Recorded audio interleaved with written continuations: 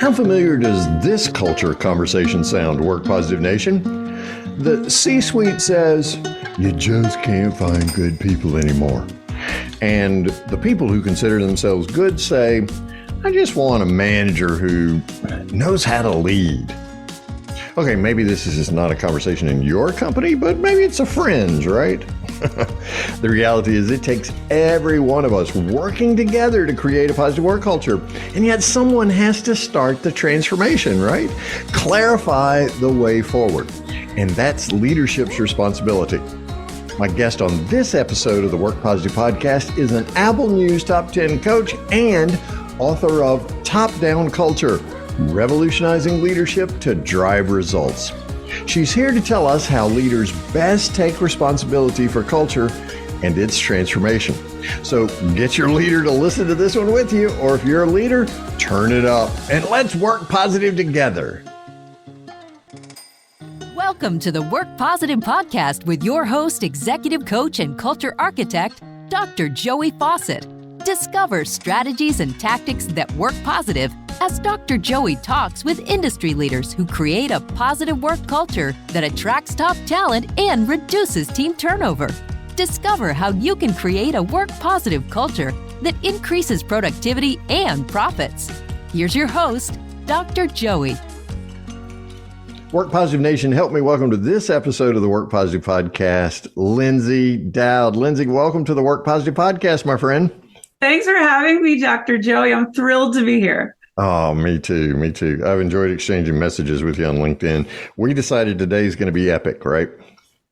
No question. I think we're cut from the same cloth, so I think it's going to be a lot of fun. That's it. Well, you were the side of the cloth that got all the hair, just in case you're not watching this on YouTube.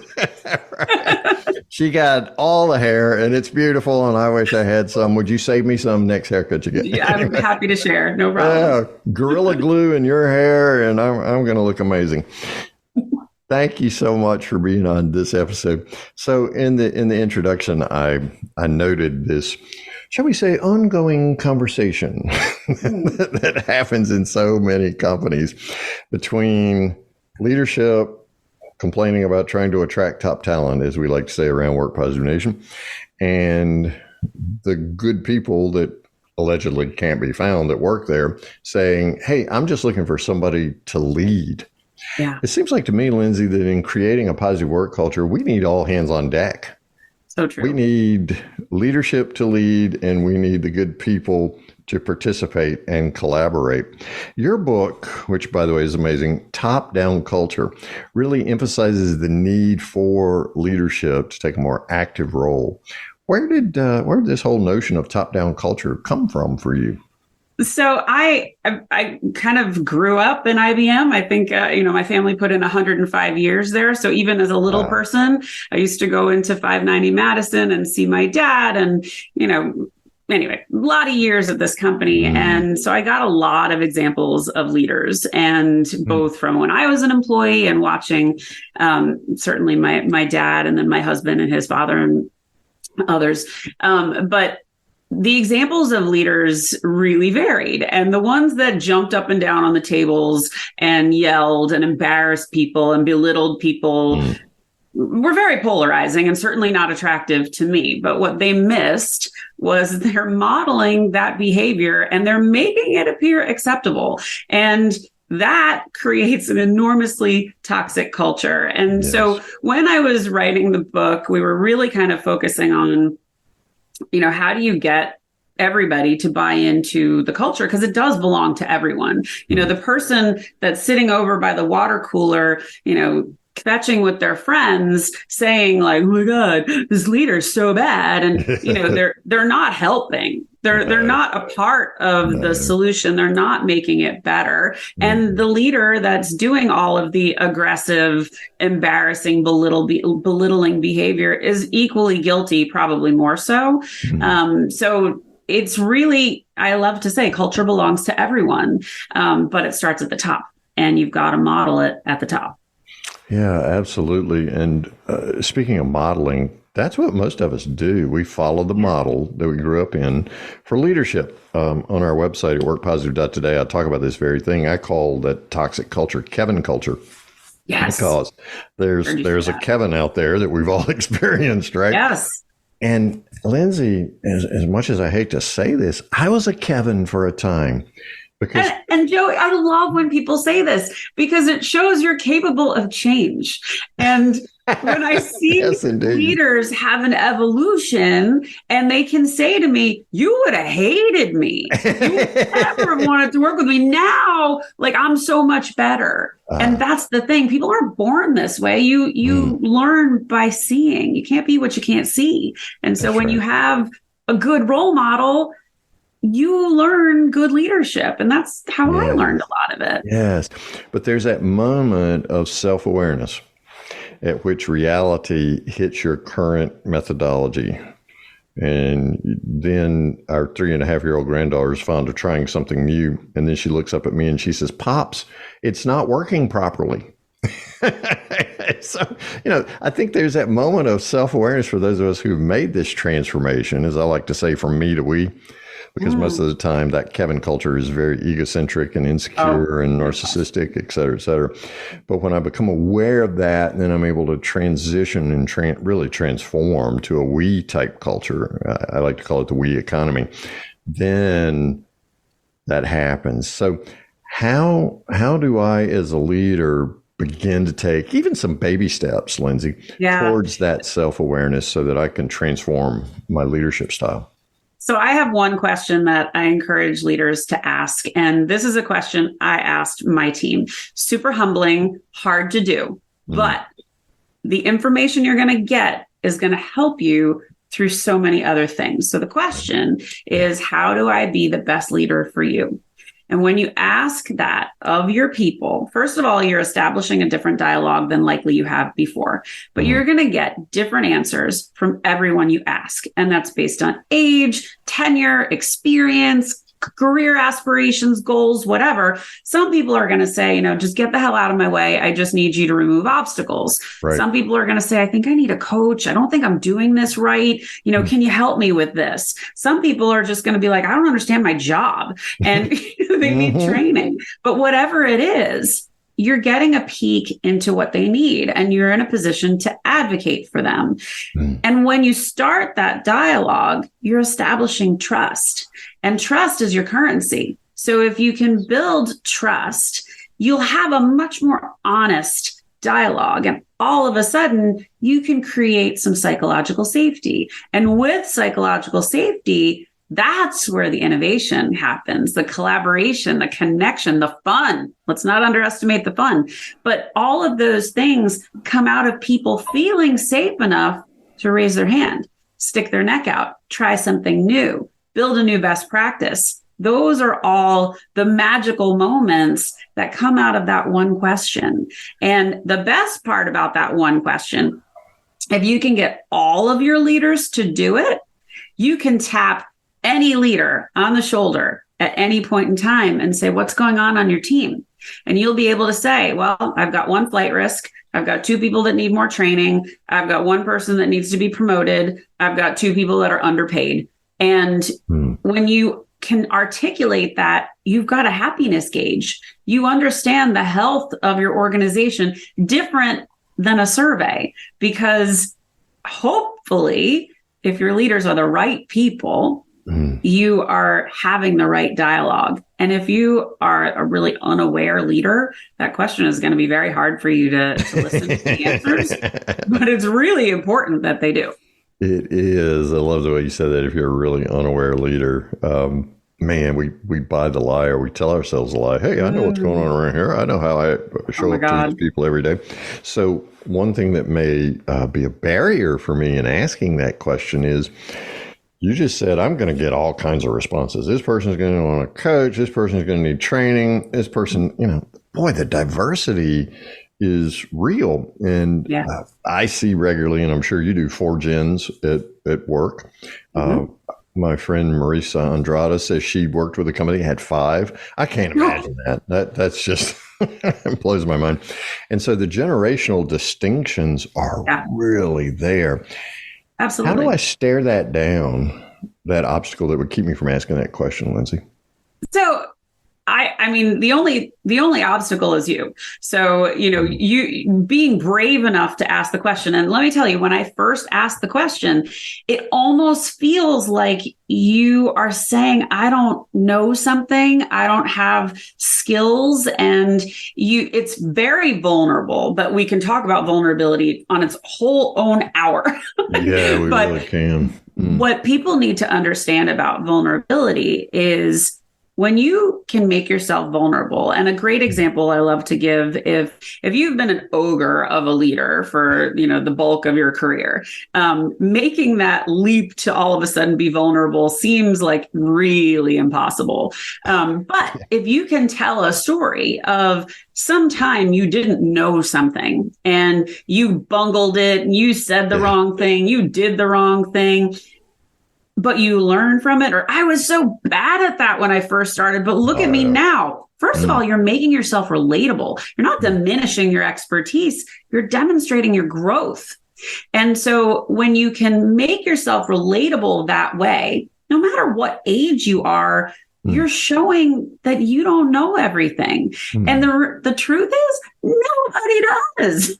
So anybody that knows everything about a specific job, they're deeply overqualified. Yep. But you want people to understand that you weren't born this way. You learned, you grew.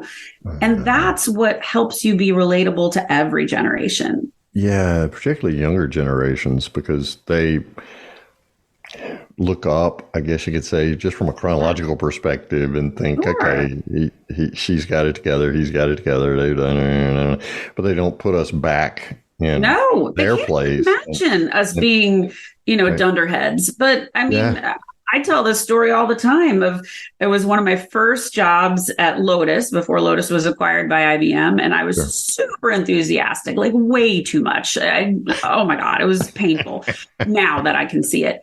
But I would run into my manager's office and I would be like, and this is wrong, and this is wrong, and this is wrong, and this is broken, and this is busted. And she'd sit there listening, patient, nodding her head. And she finally said, Lyndsay, you're very astute. You've noticed so many things that are wrong with our current systems and way of doing things, but you haven't brought me any solutions. And I was mortified. I'm like, oh my God, I'm the girl who bitches. This is so horrible. This is so embarrassing. But I tell this story to all of my teams because they're like, she wants solutions. And I don't want to be the guy who bitches or the girl who bitches. I want to be the one that brings the ideas. And I didn't make myself sound dumb. I made myself sound like I'm pretty aware of how that sounded before, and I know better now. So that's, I think, what helps people be relatable. Yeah. Joshua Friedman, my recent guest and now my friend. By the way, you noticed I make friends with all my guests. So. I know. I love it. They're all my new best friends. You can't get rid of me now. That's right. He has the EQ network, the Emotional Intelligence Network on LinkedIn with over 200 some odd thousand people. I'm a member. Yeah, me too. That's probably how we met, right? Is right there. Wow, the vulnerability. And what I've just is so important. And what I've discovered, Lyndsay, is that when I ask you for help, particularly if I'm in a place of leadership, when I ask you for help or just ask you, what do you think? Then it really breaks the relational ice in a different direction and facilitates collaboration in ways that we have had opportunities to do, but maybe haven't quite achieved. So when I am seeking to attract top talent onto my team, how do I bring that vulnerability, that transparency and authenticity into those early conversations so that I'm representing our culture well? Well, I think, first of all, the days of you being cross-examined by a company, those are gone. So now it's definitely a two-way interview conversation. And any prospective employee should be interviewing the hiring manager as much, if not more so, because you need to make sure the culture is a good fit for you, then you're being interviewed. So, questions that I love to coach people to ask are like, talk to me about your management style. What do you do when we're not hitting our number? Or what do you do when somebody's really screwed up? How do you embrace failure? What would people say about the culture of this company? Do you have business resource groups, and how are they supported? All of these questions are questions that help you fill in the blanks of what is it going to be like to work there. And if you are a leader that can't answer those questions, eek, you better stop and say, okay, wait, where am I working? Because all of those important things that have become so much a part of the fabric of the good companies, the people that people really love to work for. I think everybody craves that. Everybody wants that ability to connect with people, to feel a sense of belonging, to feel like this isn't just a job. This is a place that I want to invest in. And listen, there's no company loyalty anymore. There's no job security. You've got to create that for yourself. But if you're going to take a leap, and if you're going to go somewhere new and hard. I mean, my story. I went to someplace new and hard. It didn't work out so well. And I didn't ask a lot of those questions, which I wish I did. But here's me being vulnerable, saying I screwed that up. But am I less because of it? No, I help other people avoid that same plight. But really having that awareness of what does your culture look like, feel like, how do you talk about it? I think is really important. Yeah, and you're really creating that expectation from the beginning to say, here's how we want you to play when you come to work here. This is the way we roll. And so if that suits your culture needs, that's great. You can belong. Yeah. I like to talk about becoming, on the way to connecting my daily task with the company mission. There's opportunities for development along the way. What are those? Here's how we roll. Right. And so you can't date hard and drop them after they say I do, after you say we do, right? You have to continue the conversation. So I think the way that you start that conversation is so very important. Lyndsay Dowd is my guest on this episode of the Work Positive Podcast, Work Positive Nation. Hey, while you're listening, go over to heartbeatforhire.com, heartbeatforhire.com, and just keep listening to the conversation and check out heartbeatforhire.com. If you're on the Peloton or walking the dog or something, it's in the show notes, so be sure to check them out there. What are we going to find when we go over to Heartbeat for Hire, Lyndsay? So I just wrote my first book called Top Down Culture, which we hit on before. And that is what we were talking about earlier, how you bridge that ogre style leadership or that really aggressive, style to this modern leadership. And it's really detailing what power skills are. So, some people call it, soft skills. I call it power skills. I'd like to retire that soft skills phrase. So I talked a lot about that. I run a couple of workshops. One is the Sell Me Your Story workshop, and that's teaching people how to talk about themselves, because I've learned that not everybody can do that. And if you want to find yourself on a podcast or featured in an article or collaborating with someone or selling your business to someone, you have to be able to articulately tell your story, and people don't know how to do it. I also teach a LinkedIn course. I do a lot of coaching for executives and leadership teams, and I'm a speaker. So all of those things are there at heartbeatforhire.com. So be sure and get yourself over there. By the way, there's a link to the book Top Down Culture in the show notes as well. So that makes it easy for you to go and get that. So let's say I've talked about our culture in such a way, and we've as we are attracting top talent.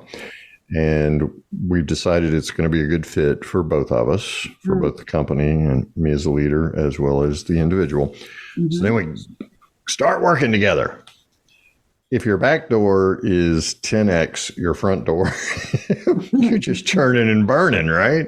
And I mean, you're wasting money. Billions of dollars are wasted in the U.S. every year. As Sherm says, 57%. That's right. That's what they discovered. Yep. 57% of people leave jobs because of a bad boss, whatever that looks like, sounds like, smells like. I think we know that Kevin is a part of all of that. Yes. How do I, as a leader, seek to make that backdoor a mouse hole so that people want to stay, so that they not only want to stay, they want to grow while they're there, and they want their friends who are top talent and their family, maybe some family members who are top talent, to come to work for us. Yeah.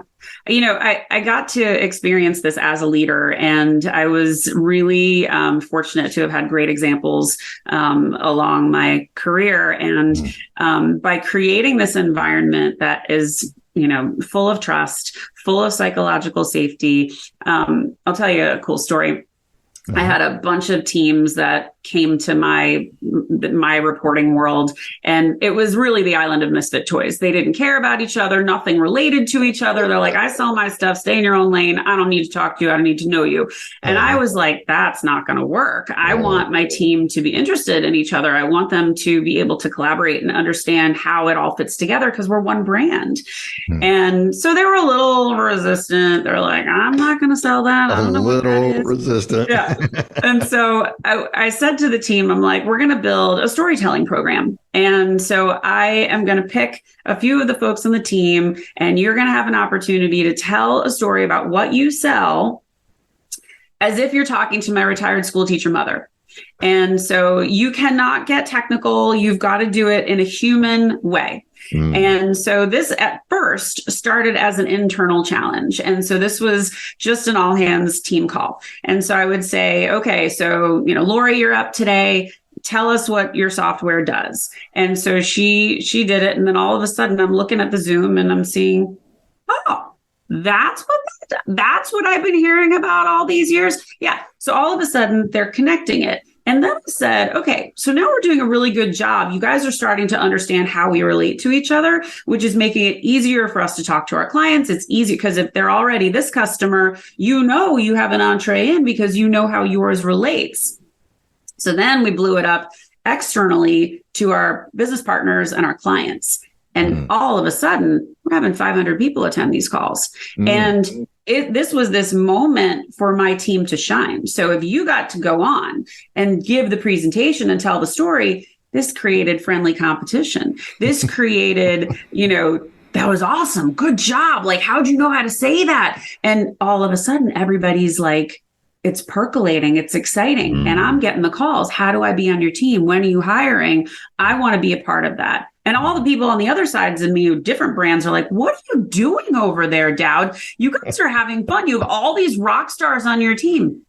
They have the same talent. They just weren't recognizing them the same way. They weren't giving them the platform to be seen. And when you do that and you leverage recognition and you share the spotlight, you're a generous leader. But all of a sudden, people were sticking their neck out. They wanted to try new things. And I invited new ideas. I said all the time, I'm not the smartest one in the room. You guys have way more ideas and experience with your stuff than I do. So what's another way of looking at this? How can we do it better? And they really were bold enough and safe enough to be able to share and contribute. It was really cool. And the more you shared, the more trust grew, and the more you trusted each other, the more. And we crushed our numbers. We crushed it. Yes. Because we made it so easy to understand. And I had so many business partners call me and they said, I had no idea what that did. And now it's a cornerstone of my strategy. Oh, wow. Wow. And the cool thing is it's a duplicable skill, right? I mean, you can do that. The hard part is making that transition, that transformation from me to we. Yeah. And I mean, to your point, when you're a new leader, you're coming into someone else's house. Yep. And the biggest mistake that I see leaders make is like, new sheriff in town. This is how I run it. This is what I do. Everybody get on board. Well, the right thing to do is to say, have a few conversations. What's working? What's not working? Tell me about the politics. Tell me the things that have not worked in the past. What did you love about your last leader? What did you hate about your last leader? And then you're not walking into such a, stark environment where you have no allies. And you're not saying you can fix everything, but you want to do some intel. And that really changes the game. And I was that person that anytime I had a new leader, I was the first person to welcome them. What can I do to help? Can I give you the political landscape? There's some stuff that's really great here, and there's some stuff that needs work. And they were like, oh my God, thank you so much. You made me feel welcome. And you know what? those leaders, they're still getting Christmas cards from me. I'm getting Christmas cards from them. We're still friends to this day. And it's amazing what that can do. Truly, truly amazing. The message that it sends when you come in to put your stamp on the whole thing right off the get-go is, what did y'all do before I got here? You're dumb. How stupid could you be? How did you get along without me? And again, that's a narcissistic, insecurity-driven kind of approach to leadership, which to your point in the title of your book, that top-down culture begins with those leaders who are emotionally intelligent and secure enough in who they are, unique out of almost 8 billion people, right? To say, I'm not the smartest person in the room. I don't have to know everything, but together we can all do a whole lot more. So in creating the psychological safety and the trust, Lyndsay, we understand that takes a secure ego and some things like that. What are some other challenges that you see out there for leaders in creating a top-down culture that is so wildly successful, such as the one you led? Yeah, I think the biggest thing that I see, the biggest mistake that I see in sales especially is, and this is true for outside of sales, is when you have a top performer that's doing exceptionally well and the company wants to magnify that success and they say, okay, we're going to make them a leader. Well, if that person got really successful on the backs of other people and they really don't care about anybody besides themselves, they are not the right person for that job. And so often I watched and I worked for a lot of these leaders who were excellent individual contributors, horrible leaders. Yeah. And they manage up really well. So the two lines above them might not ever know they are the problem. And what ends up happening is total disengagement, total people want out. They want to move to different organizations, or leave the company entirely. And, we said you quit bad managers. You don't quit companies. Yeah.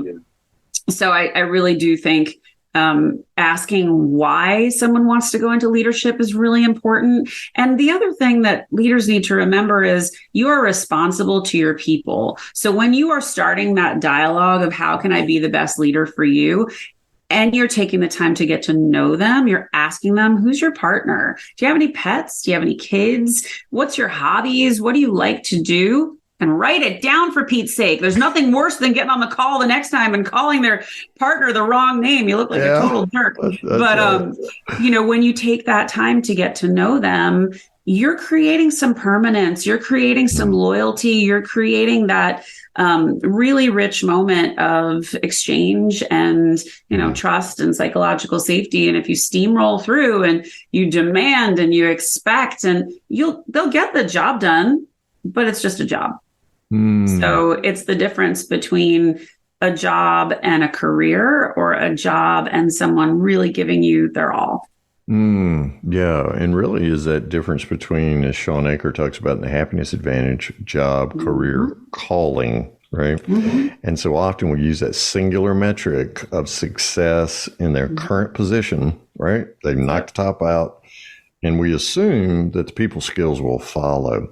How can we? And, one good stat, Dr. Joey, that I don't know if you know this, but people are 6 times more productive when they're happy. Yeah. We had Greg Kettner on a previous episode, and he's the work happy guy. Yeah. And I love that episode. Oh, yeah. He really does an amazing job with that. So, yeah. And I'm not so sure, but that happiness has been sacrificed on the anvil of other metrics. Such as who has the best sales. So how do I, as a leader in a company that I'm seeking to create this top-down culture, and I recognize that there's a difference between a singular metric for however we measure performance in their current position, and then that the management or people leadership skills, talent development skills are totally different. How do I begin to assess if that person has an aptitude for it and can be developed into that? People leadership? Oh, well, I love this. And when you're getting to know your people, I had a woman working for me, and I was the new sheriff in town, and she was a little suspect, not sure. She was ready to buy into who I was. She needed to feel me out for a bit. And after a couple of weeks, she was just like, oh no, I think I'm like what she stands for. And so she started raising her hand and she would say, hey, Lynn, I would really like to mentor some of the people on the team that are newer. Would you be okay with that? I'm like, Emma, that's fantastic. Go for it. And just come back to me. Tell me what you find. And so she would say, okay, this is what I heard. How do you think I should handle this? And I'm like, okay, this is great. After a few weeks of this, I asked her, I said, Emma, has anyone ever asked you if you want to be a manager? Lyndsay, I would love to be a manager, and no one's ever asked me. And I said, well, I can't believe no one has scooped you up yet because you have all the qualities of a great leader. And she was a phenomenal seller. So you had a double combo. So I said at my first opportunity, I'll be promoting you. And I did. And she was the most coachable, the most empathetic, and, really wise leaders I had. And it was a total joy developing her, but it was out of getting to know her that I understood what she needed. I understood, if it was training, if it was coaching, and because we had this safe relationship, she was like, girl, I don't know how you did this. Tell me, because I think I've got it all wrong. And I was never afraid to share. It was just like, and it was nothing special. I just did it this way. She's like, well, now I'm going to do it that way. That makes so much sense. We had fun together. And I watched her grow. And I was so proud of what she learned. And I shouted from the rooftops how proud I was of her, which made all my other leaders be like, what's Emma doing? Oh, we're just having lots of conversations around what we've got wrong. And well, I'm screwing this up. How do I fix it? So all of a sudden, it all comes out of that having a safe space to be vulnerable and to say, I don't know how to do something. So out of the relationship, scary thing for people to say. Yeah, out of the relationship that you began forming with Emma, you were looking for some metrics there. How coachable is Emma? Yes. How passionate is she about people, caring for someone besides herself? Yeah. But with her eye on the metrics the entire time. We used quota attainment. We used, how are you performing against your numbers?